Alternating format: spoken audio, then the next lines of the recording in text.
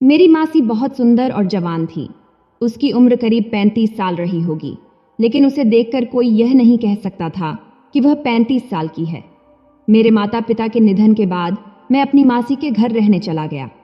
उस समय मेरी उम्र 18 साल थी और मैंने हाल ही में 12वीं का एग्जाम दिया था। एक दिन रात में ऐसा हुआ यूं कि मासी ने मुझे अपने कमरे में बुलाया। उस दिन मेरे मौसा घर पर नहीं थे। तब मासी ने मुझसे कहा, मुझे अकेले सोने में बहुत डर लगता है। ऐसा कहकर उसने मुझे अपने कमरे में सुला लिया और नमस्ते दोस्तों, आज की इस कहानी में आपका स्वागत है। मेरा नाम संदीप है और आज मैं आपके लिए एक जबरदस्त कहानी लेकर आया हूं, जिसे सुनकर आपको जरूर आनंद आएगा। यह कहानी मेरी मासी और मेरे बीच की है, तो चलिए कहानी शुरू करते हैं। दोस्तों, मेरे माता पिता के गुजरने के बाद मेरी जिंदगी पूरी तरह बदल गई। मेरे दादा दादी भी बहुत पहले ही इस दुनिया से जा चुके थे और अब कोई भी रिश्तेदार मुझे अपने पास रखने को तैयार नहीं था। उस समय मेरी उम्र 18 साल थी। जब मेरे माता पिता का अंतिम संस्कार हुआ, तब मेरे सारे रिश्तेदार मुझे अकेला छोड़कर चले गए। मुझे समझ नहीं आ रहा था कि अब मैं क्या करूं। तभी मेरी मासी ने फैसला किया कि वह मुझे अपने घर ले जाएगी। उसने कहा, तू मेरी बहन की आखिरी निशानी है, मैं तुझे अकेला नहीं छोड़ सकती। लेकिन मेरे मौसा को यह पसंद नहीं आया। वह गुस्से में बोले, मैं इसका पालन पोषण नहीं कर सकता, इसे किसी अनाथालय भेज देना ही ठीक रहेगा। यह सुनकर मुझे बहुत बुरा लगा, क्योंकि अब मेरा भविष्य मेरे हाथ में नहीं था, बल्कि दूसरों के फैसलों पर निर्भर था। मगर मासी ने हाथ जोड़कर मौसा से कहा, आप इसे अकेला कैसे छोड़ सकते हैं? संदीप पहले ही बहुत दुख झेल चुका है। लेकिन मौसा तब भी मुझे अपने साथ ले जाने के लिए तैयार नहीं थे। उन्होंने कहा, सुजाता, तुम्हें तो पता ही है कि मेरी सैलरी बहुत कम है, उसमें घर चलाना भी मेरे लिए बहुत मुश्किल हो रहा है और अब मैं इसकी जिम्मेदारी कैसा ले सकता हूँ। तब मासी ने कहा, हम इसके घर को किराए पर लगा देंगे और भाई साहब की दुकान भी किराए पर दे देंगे। इससे संदीप की परवरिश में आपार कोई बोझ नहीं पड़ेगा। तब मौसा ने कोई जवाब नहीं दिया, बस सिर हिलाकर हाँ कह दिया। लेकिन उनके चेहरे से साफ लग रहा था कि वह अभी भी खुश नहीं थे। आखिरकार मैं मासी के साथ उनके घर आ गया। अब मासी मेरी बहुत देखभाल करने लगी, लेकिन वह मेरी देखभाल सिर्फ इसलिए कर रही थी ताकि उसकी ज़रूरतें पूरी हो सकें।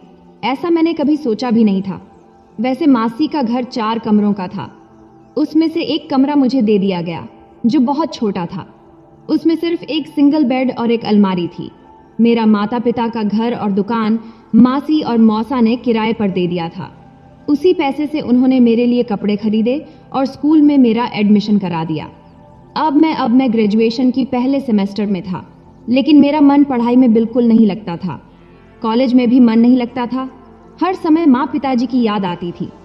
तब मैं अक्सर अकेला रहता और किसी से ज्यादा बात भी नहीं करता। एक दिन मैं अपने कमरे में बैठा माँ पापा को याद करके रो रहा था। तभी मासी अंदर आई। उसने मुझे रोते हुए देखा और मुझे अपने पास खींच लिया। फिर मासी ने मुझे समझाने की कोशिश की। उसने कहा, चिंता मत करो, सब धीरे धीरे ठीक हो जाएगा, तुम्हारा दुख भी कम हो जाएगा। ऐसा कहकर उसने मेरे पीठ पर हाथ फेरना शुरू कर दिया। कुछ देर बाद अचानक मुझे अजीब सा महसूस होने लगा। मेरे पूरे शरीर में एक अजीब सी सनसनी दौड़ गई और मैं डर गया। तब मेरे दिमाग में हजारों सवाल घूम रहे थे। अब क्या होगा? इस स्थिति से कैसे बाहर निकलूं? तभी मासी ने फिर से मेरी पीठ पर हाथ फेरना शुरू कर दिया। तभी मैंने महसूस किया कि उसने नीचे कुछ भी नहीं पहना था। उस समय मौसा घर पर नहीं थे। वैसे भी मौसा को आने में हमेशा देर हो जाती थी, लेकिन उस दिन मैंने हिम्मत करके मासी को खुद से दूर कर दिया। तब मैं मासी की आंखों में देखने से बचने की कोशिश किया, लेकिन तभी उसने मेरे हाथ पकड़ लिया। फिर वह मेरे हाथ पर लगी चोट को देखने लगी, क्योंकि 3 दिन पहले एक छोटा सा हादसा हुआ था, जिससे मेरे हाथ में हल्की चोट आई थी। मासी ने कहा, यह तो बहुत गहरी चोट है, मैं दवा लगा देती हूँ। मगर मासी के इस व्यवहार से मुझे अजीब लगने लगा था। मैंने उसे रोकते हुए कहा, नहीं, मैं खुद दवा लगा लूंगा। उस दिन के बाद से मासी के व्यवहार में बड़ा बदलाव आने लगा। अब वह घर में छोटे और तंग कपड़े पहनकर घूमने लगी।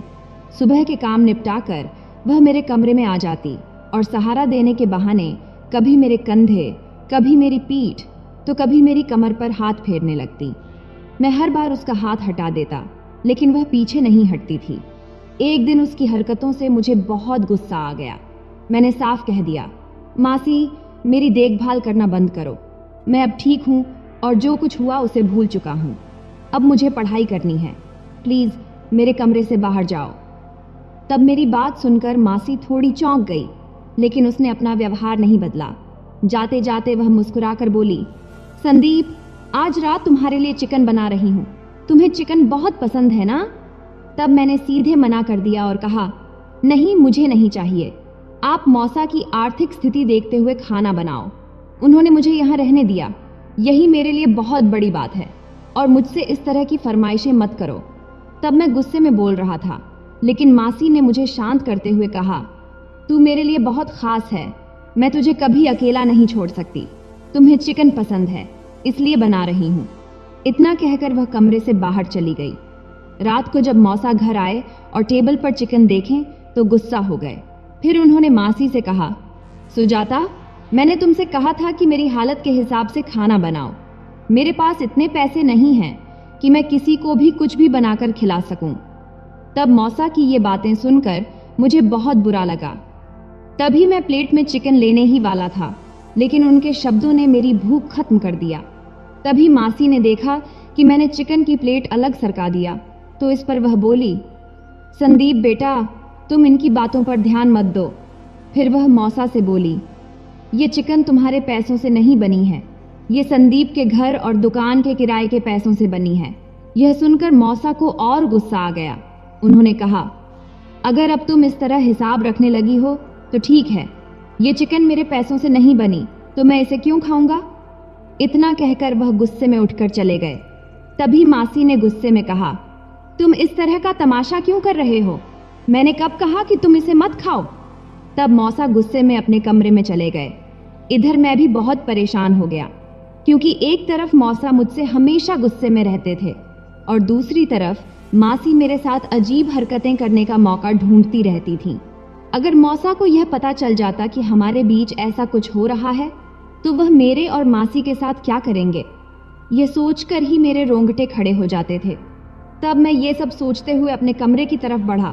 तभी मासी ने मेरा हाथ पकड़ लिया और बोली, छोड़ो ना, उनका तो रोज का ही ड्रामा है, तुम बस बैठो, तुम्हारे लिए ही मैंने खास कर चिकन बनाई है। इतना कहकर उसने मेरे मुंह के पास एक कौर लाया और मेरी इच्छा न होते हुए भी मुझे उसे खाना पड़ा। फिर मैं खुद ही अपनी थाली में खाना लेने लगा। तभी मासी बोली, आज मैं तुम्हें अपने हाथों से खिलाऊंगी। फिर वह एक कौर मुझे खिलाती और दूसरा खुद खा लेती। तब उसकी नजरें अजीब तरह से मुझ पर थीं। वह मेरी मासी थी, लेकिन उसकी हरकतें देखकर मेरे मन में अजीब अजीब ख्याल आने लगे।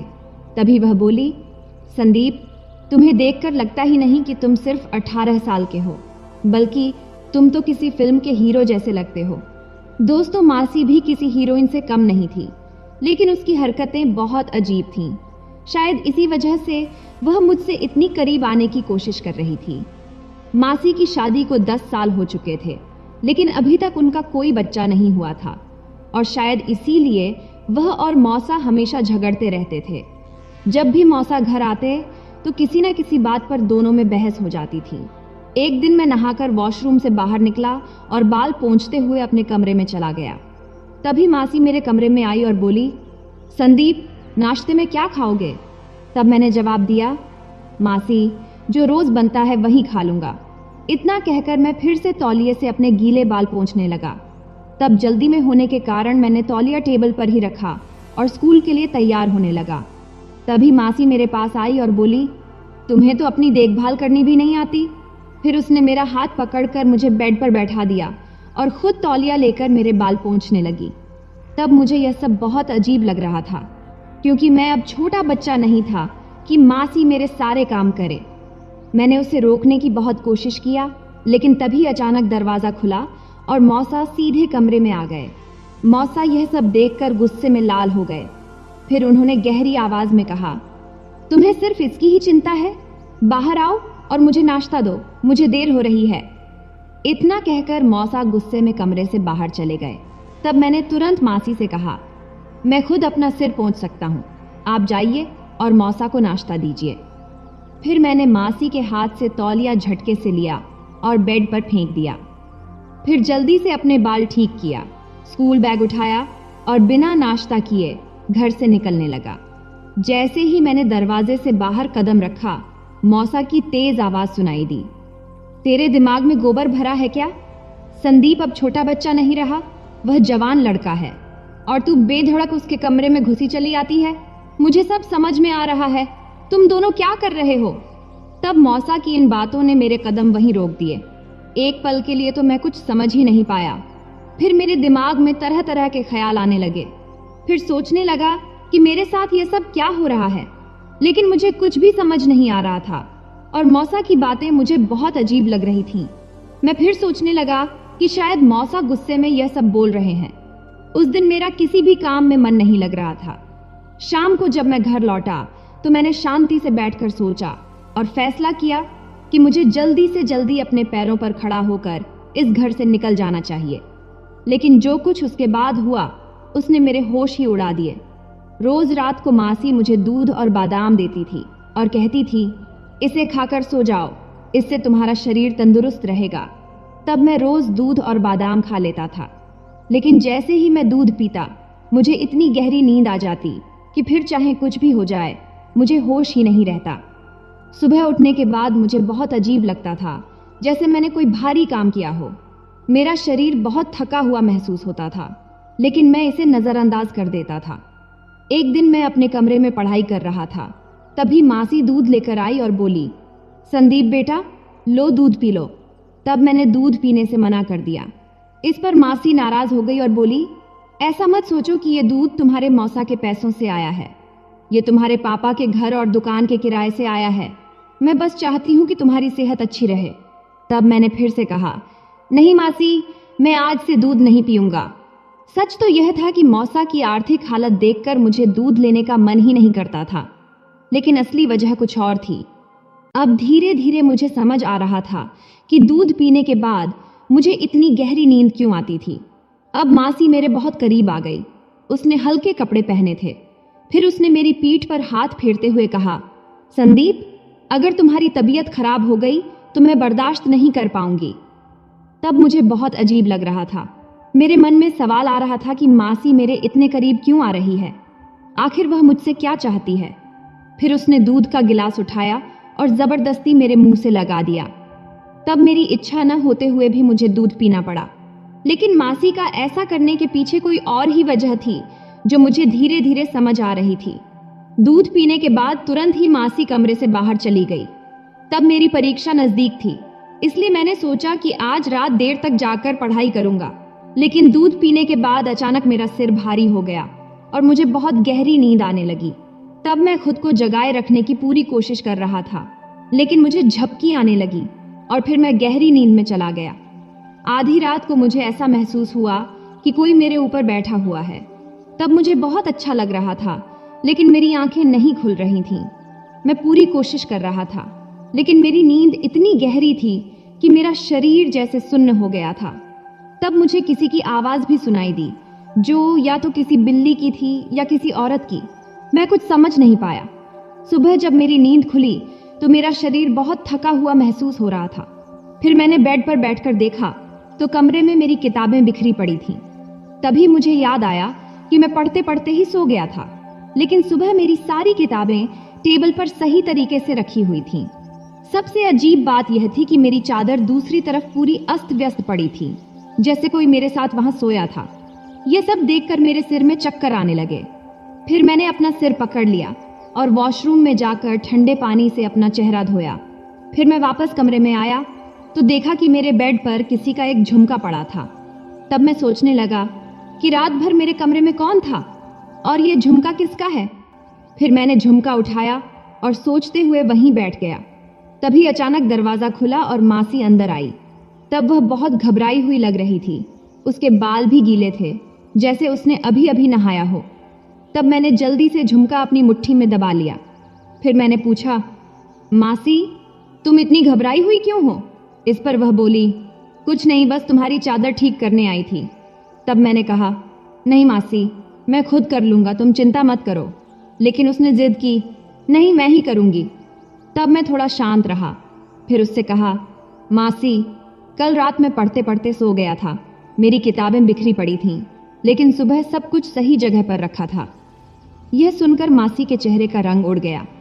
वह कुछ देर चुप रही, फिर हंसते हुए बोली, हाँ, मैं रात में तुम्हारे कमरे में आई थी और तुम्हारी किताबें टेबल पर रख दी थीं। तब मैंने आगे कुछ नहीं पूछा, लेकिन मेरे मन में बहुत से सवाल उठने लगे थे। तभी मेरी नज़र मासी के कानों पर गई। तब उसके एक कान में झुमका था, लेकिन दूसरे में नहीं। इस पर मैंने पूछा, मासी, तुम्हारा दूसरा झुमका कहाँ है? तब उसने तुरंत अपना कान छुआ और घबरा गई। फिर बोली, मुझे नहीं पता, शायद कहीं गिर गया होगा। यहाँ कौन चोरी करने आएगा? तब मैंने अपना मुट्ठी खोला और उसके सामने झुमका रख दिया। इस पर वह कुछ नहीं बोली, बस मेरी ओर देखती रही। फिर उसने मेरे गाल को हल्के से छुआ और कमरे से बाहर चली गई। अब मुझे मासी पर शक होने लगा था। मैंने उससे दूरी बनाना शुरू कर दिया, लेकिन मैं ज्यादा दिनों तक दूर नहीं रह सका। धीरे धीरे मासी की तबीयत खराब होती गई। उसे कुछ भी हजम नहीं हो रहा था और अब वह घर के काम भी नहीं कर पा रही थी। मौसा उसकी हालत देखकर बहुत परेशान थे। आखिरकार माउस उसे डॉक्टर के पास ले गए, लेकिन डॉक्टर ने जो कहा उसे सुनकर मौसा के होश ही उड़ गए। फिर मौसा मासी को घर लेकर आए और उस पर बहुत गुस्सा करने लगे। तब मैंने पहली बार मौसा को इतना गुस्से में देखा था। तभी मौसा चिल्लाकर बोले, तूने यह पाप कब किया? तेरे पेट में किसका बच्चा है? तूने मेरे साथ धोखा किया। तब मैं यह सब सुनकर चौंक गया। वैसे मासी पहले से ही बीमार थी और मौसा उस पर गुस्सा कर रहे थे। इसलिए मैंने उनसे कहा, मौसा, आपको दिख नहीं रहा कि मासी बीमार है और आप उस पर चिल्ला रहे हैं? तब मेरी बात सुनते ही मौसा ने मुझे जोर से थप्पड़ मारा और गुस्से से बोले, यह सब तेरी ही वजह से हुआ है। तुझे अपनी मासी के साथ ऐसा करते हुए जरा सी भी शर्म नहीं आई? यह सुनकर मेरे पैरों तले जमीन खिसक गई। मेरे हाथ पैर कांपने लगे। मैंने हिम्मत करके मौसा से कहा, आप क्या कह रहे हैं? मासी आपकी पत्नी है, वह गर्भवती है, तो आपको खुश होना चाहिए। आप तो इतने सालों से बच्चे की इच्छा कर रहे थे। अब जब आप पिता बनने वाले हैं तो फिर आपको खुशी क्यों नहीं हो रही? और मुझ पर शक क्यों कर रहे हैं? मासी मेरे लिए माँ जैसी है, मैं उनके साथ ऐसा कभी नहीं कर सकता। तभी मौसा गुस्से से बोले, नालायक, मैं बाप नहीं बन सकता, मेरे पास वो क्षमता नहीं है। यह सुनकर मैं सुन्न रह गया। तब मुझे लगा जैसे किसी ने मेरे सिर पर बम फोड़ दिया हो। तब मैंने फिर से कुछ बोलने की कोशिश किया, लेकिन तुरंत मौसा ने फिर से मुझे एक थप्पड़ मार दिया। उधर मासी अब भी कुछ नहीं बोल रही थी। फिर मौसा ने हम दोनों को अपने घर से निकाल दिया और गुस्से में कहा, अब तुम दोनों जहां चाहो जाओ, लेकिन दोबारा कभी मुझे अपना मुंह मत दिखाना। तब मासी बहुत रो रही थी।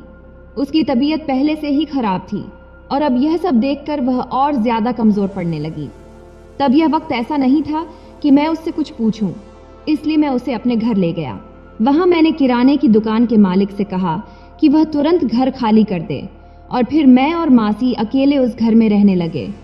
फिर एक दिन मैंने मासी से कहा, तुम हर रात मुझे दूध देती थी, शायद उसमें कोई दवा मिलाकर, और उसी का फायदा उठाकर तुमने मेरे साथ यह सब किया। अब यह बच्चा तुम्हें अकेले पालना होगा, मैं इसे अपना नाम नहीं दूंगा। उस वक्त मासी ने कोई जवाब नहीं दिया, बस रोती रही। अगले दिन मासी ने मुझसे कहा, संदीप, मैंने तुम्हारे साथ कुछ भी गलत नहीं किया और मेरे पेट में जो बच्चा है वह तुम्हारे मौसा का ही है। यह सुनकर मैं चौंक गया। फिर मासी ने आगे बताया, तुम्हारे मौसा को लगता था कि वह कभी पिता नहीं बन सकते, लेकिन अगर सही इलाज किया जाता तो उन्हें संतान हो सकती थी। मुझे यह बात पहले से पता थी, इसलिए मैं उन्हें बिना बताए दवा देती रही। दवा खाने के बाद उनके पिता बनने की संभावना बढ़ गई थी, लेकिन अगर मैं उन्हें सच बताती तो वह मुझ पर कभी विश्वास नहीं करते। और तुम्हें जो दूध देती थी उसमें सिर्फ नींद की दवा होती थी, ताकि जब मैं तुम्हारे मौसा से मिलूं तो तुम कुछ महसूस ना करो और चुपचाप सो जाओ। मैंने तुम्हारे साथ कुछ गलत नहीं किया, तुम तो मेरे बेटे जैसे हो। तब मासी मुझे यह सब बताते हुए बहुत रोने लगी। फिर मुझे उस पर विश्वास हो गया। फिर समय बीतता गया। फिर मासी ने एक प्यारा सा बेटे को जन्म दिया। फिर उसने मौसा को एक संदेश भेजा, यह बच्चा तुम्हारा ही है। अगर तुम्हें विश्वास नहीं है तो डीएनए टेस्ट करा सकते हो। अगर यह बच्चा तुम्हारा नहीं निकला तो मुझे तलाक दे देना, लेकिन अगर यह तुम्हारा निकला तो मुझे अपना लेना। फिर अगले दिन हम मौसा के पास गए और टेस्ट करवाया। फिर जो रिपोर्ट आई उसे देखकर मौसा अपना सर पकड़ के बैठ गए, क्योंकि उस रिपोर्ट से यह साबित हो गया था कि वह बच्चा मौसा की ही थी। तब मौसा को अपनी गलती का एहसास हुआ। फिर उन्होंने मासी से माफ़ी मांगी और कहा, मुझे माफ़ कर दो सुजाता, मैंने तुम दोनों पर शक करके बहुत बड़ा गुनाह किया है। पिछले 9 महीनों में तुमने बहुत तकलीफें सही हैं, लेकिन अब सब ठीक हो गया है। फिर उन्होंने मुझसे कहा, बेटा अब तुम यहीं रहो और अपनी पढ़ाई पूरी करो। लेकिन तब मैंने एक फैसला कर लिया था। मैंने कहा, मौसा मैं अब यहाँ नहीं रुक सकता, मैं अपना घर और दुकान अच्छे से संभाल सकता हूँ। तब मौसा ने मेरी तरफ देखा और कहा, मैंने कभी तुमसे प्यार से पेश नहीं आया, हमेशा तुम पर गुस्सा करता था, लेकिन फिर भी तुमने अपनी मासी का इतना ख्याल रखा। तब मैंने बस हल्की सी मुस्कान दिया और वहाँ से चला गया। फिर मैंने अपने घर और दुकान को अच्छे से संभालना शुरू कर दिया। तो दोस्तों, यह थी हमारी आज की छोटी सी कहानी। आपको यह कहानी कैसी लगी कमेंट करके ज़रूर बताएं। अगर आपको यह कहानी पसंद आई हो तो इसे लाइक करें और अपने दोस्तों के साथ शेयर करें। आगे भी ऐसी ही रोमांचक कहानियों के लिए हमारे चैनल को सब्सक्राइब करें और बेल आइकन दबाना न भूलें, ताकि आप हमारी कोई भी कहानी मिस न करें। नमस्ते दोस्तों, धन्यवाद। आज की इस कहानी में आपका स्वागत है। मेरा नाम माधुरी है, मेरी उम्र 40 साल है। हमारा साड़ियों का व्यापार है और हमारा खुद का साड़ी का दुकान है। मेरे पति का बहुत पहले निधन हो चुका है। मेरी एक बेटी और एक बेटा हैं जो अमेरिका में रहते हैं, इसलिए मैं अकेली रहती हूँ। वैसे मैं पूरी तरह से अकेली नहीं हूँ। हमारा एक कुत्ता है जो बिल्कुल सफ़ेद है, उसका नाम शेरू है। हमारे यहाँ पहले से ही कुत्ते और बिल्लियाँ पालने का शौक़ रहा है, जो मेरी बच्चों को बहुत पसंद था। यह शेरू को भी मेरी बेटी ने ही ला कर दिया था। मेरी बेटी और बेटा दोनों मुझसे समय समय पर मोबाइल और इंटरनेट के ज़रिए बात करते रहते हैं, ताकि मुझे सहारा मिल सके। बाकी सब कुछ अच्छा है मेरे साथ। खैर, अब मैं और शेरू साथ रहते हैं। मेरा फ्लैट अच्छा है और गली के कोने में स्थित है। मैं दूसरे माले पर रहती हूँ। पीछे की तरफ थोड़ा सा खेत भी है। अब थोड़ा और बताती हूँ। मेरी उम्र 40 साल है और मेरी ऊंचाई भी ठीक ठाक है। मैं अक्सर साड़ी पहनती हूँ, लेकिन कभी कभी मैं ड्रेस या सलवार कुर्ता भी पहन लेती हूँ। जब भी मैं बाहर जाती हूँ लोग मुझे देखते हैं। मेरी कुछ सहेलियाँ भी कहती हैं कि माधुरी, इस उम्र में भी तुम कितनी आकर्षक लगती हो। खैर, अब कुछ नया बताती हूँ। मेरे कुत्ते शेरू को मुझसे बहुत लगाव है। जहाँ भी मैं जाती हूँ वह मेरे साथ होता है। यहाँ तक कि साड़ी की दुकान पर भी वह मेरे साथ ही रहता है। जैसे कह सकते हैं, जहाँ मैं होती हूँ वहीं शेरू भी होता है। एक बार मैं बालकनी में शाम 4 बजे चाय पी रही थी। शेरू भी मेरे साथ ही था। नीचे सामने एक खेत था। मैंने झाड़ियों में कुछ हलचल देखी। ध्यान से देखा तो एक कुत्ता और एक कुतिया खेल रहे थे। कुत्ता कुतिया के साथ इधर उधर घूम रहा था। कुछ समय तक ऐसे ही चलता रहा। फिर कुत्ता कुतिया के करीब आया। शेरू भी ध्यान से देख रहा था। वह कभी मेरी ओर देखता तो कभी उस कुत्ते और कुतिया की ओर। उसकी नज़रों में कुछ जिज्ञासा थी। फिर मैं घर के कामों में लग गई। थोड़ी देर में मेरी बेटी का फ़ोन आया। मेरी बेटी की वजह से मैंने इंटरनेट चलाना काफ़ी हद तक सीख लिया है। कभी कभी मैं कुत्तों की देखभाल कैसे करें यह भी देखती हूँ। कुछ दिन ऐसे ही बीत गए। एक दिन मैं इंटरनेट पर देख रही थी कि कुत्तों की देखभाल कैसे करें। अचानक एक पेज खुला जिसमें एक कुत्ता औरत के साथ घूम रहा था। मैंने पहली बार ऐसा कुछ देखा था तो मुझे थोड़ा अजीब लगा। फिर मुझे इसकी आदत हो गई और आते जाते कुत्ता और औरत का यह दृश्य देखती रहती थी। कुछ दिन ऐसे ही निकल गए। आज रविवार था। मैं साड़ी की दुकान से जल्दी घर आ गई थी। कुछ लड़कियां दुकान संभाल लेती हैं, इसलिए मुझे चिंता नहीं थी। आज मैंने जल्दी छुट्टी ली। मैं ज़्यादातर साड़ी ही पहनती हूँ। मैं फिर से बालकनी में शाम 4 बजे ही चाय पी रही थी और शेरू भी मेरे साथ था। नीचे फिर से खेत था और मैंने झाड़ियों में कुछ हलचल देखी। ध्यान से देखा तो वही दृश्य फिर से था। एक कुत्ता और कुतिया खेल रहे थे। शेरू भी ध्यान से देख रहा था। वह कभी मेरी ओर देखता तो कभी उन कुत्तों की ओर। मैंने उससे कहा, शेरू क्या देख रहे हो? अरे वे खेल रहे हैं। शेरू ने अपने मासूम चेहरे के साथ मेरा हाथ पकड़ा और मैंने उसे सहलाया। मैंने सोचा अब घर के काम कर लूँ।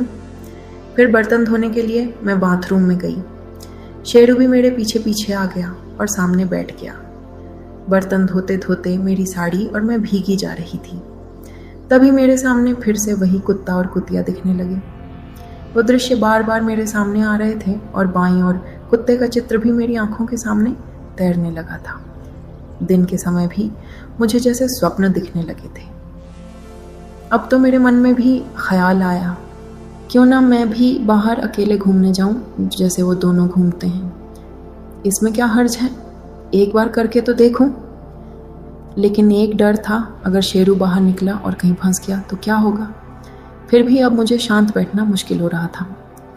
पाव साल का मौसम था, घर में काफ़ी अंधेरा हो गया था। बाहर का गेट और खिड़कियां बंद थीं और अब घर में अचानक किसी के आने का भी सवाल नहीं था। मैंने धुले हुए बर्तन बाथरूम से बाहर लाकर रखी। उसके बाद एक बार फिर मेरी नज़र शेरू पर गई और फिर बालकनी की ओर। पता नहीं क्यों मेरे पैर एक बार फिर बालकनी की तरफ बढ़ गए। मैं बालकनी में गई और पीछे पीछे शेरू भी आ गया, लेकिन फिर से मैं अंदर आ गई। मुझे थोड़ी बेचैनी हो रही थी। मैंने एक कप चाय बनाई और बालकनी में जाकर बैठ गई, ये सोचते हुए कि आज फिर से वही कुत्ता कुतिया दिखेंगे या नहीं। लेकिन आज वह नहीं दिखे। शेरू भी वहीं मेरे साथ था। अब घड़ी में देखा तो 5:10 हो चुके थे। मैं वापस अंदर आई, बालकनी का दरवाज़ा बंद किया और चाय का कप रसोई में रख दिया।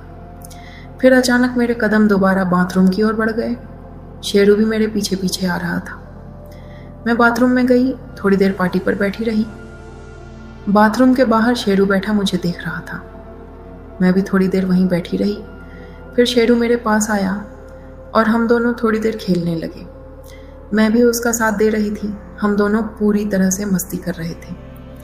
थोड़ी देर बाद मैं हॉल में कुर्सी पर टेक लगाकर बैठ गई। फिर अचानक उठकर चाय बनाने चली गई। अब रात के 8 बज चुके थे। मैंने चाय का कप लेकर सोफे पर बैठ गई और मेरे मन में विचार आने लगे। आज मैंने सच में एक कुत्ते के साथ खेला। क्या यह सही था या गलत? लेकिन इसमें गलत क्या है? जो खुशी मैंने आज महसूस की वह पहले कभी नहीं की थी। मैं सोफे पर बैठी चाय के घूंट ले रही थी, लेकिन मेरे विचार चलते जा रहे थे। हर किसी को खुशी चाहिए होती है, मुझे भी और शेरू को भी। आज उसे भी एक हड्डी मिली और वह भी एक औरत की। ये सब सोचते हुए जब घड़ी में देखा तो रात के 10:20 हो चुके थे। मुझे याद आया कि मैंने खेलना शाम 5 बजे शुरू किया था और अब करीब 5 घंटा बीत चुका था। आज जो खुशी मैंने महसूस की वह पहले कभी नहीं की थी। पता नहीं क्यों आज मुझे खाना बनाने का मन नहीं था, तो मैंने बाहर से खाना मंगवा लिया। मुझे पता था कि हमेशा की तरह मेरी बेटी या बेटा मुझे वीडियो कॉल करेंगे, तभी मेरा खाना भी आ चुका था। मैं एक तरफ अपनी बेटी से वीडियो कॉल पर बात करने लगी थी और साथ ही खाना भी खा रही थी। शेरू भी मेरे पास बैठा अपना खाना खा रहा था। ठीक रात के 11:20 पर मेरे बेटे का वीडियो कॉल आया। हम करीब आधे घंटे तक बात करते रहे। अब रात काफ़ी हो चुकी थी। मैंने घर के सारे काम खत्म किए और सोचा कि थोड़ा इंटरनेट देख लूं। मैंने फिर से वही औरत और कुत्ते के चित्र देखने शुरू किए। 5-6 वीडियो देखकर मैंने घर की सारी लाइट बंद कर दी और फिर शेरू को आवाज़ लगाई। तब शेरू तुरंत उठकर मेरे बेडरूम में आ गया। फिर मैंने उसे बेड पर चढ़ने को कहा। शेरू उछलकर बेड पर आ गया और हम थोड़ी देर और खेले। फिर हम सो गए। अब मुझे अपनी ज़िंदगी में किसी साथी की कमी महसूस नहीं होती थी और मैं खुशी खुशी अपने घर में रहने लगी थी।